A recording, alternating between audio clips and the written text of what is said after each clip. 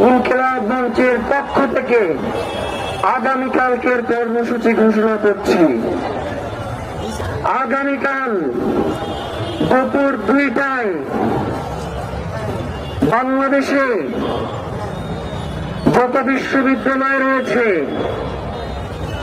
বাংলাদেশে যত বিশ্ববিদ্যালয় রয়েছে, যত কওমি মাদ্রাসা রয়েছে, যত আলিয়া মাদ্রাসা রয়েছে, যত স্কুল কলেজ রয়েছে এবং স্বাধীনতাকামী জনগণ রয়েছে, প্রত্যেককে আমরা ঢাকার এই হাজি চত্বর শাহবাগে এসে অবস্থান গ্রহণ করবার জন্য অনুরোধ করছি। আমাদের এই লড়াই বিচার নিশ্চিত না হওয়া পর্যন্ত চলবে। সিদ্ধান্ত আপনাদের, লড়াই কিন্তু কোনোভাবেই থামিয়ে দেওয়া যাবে না।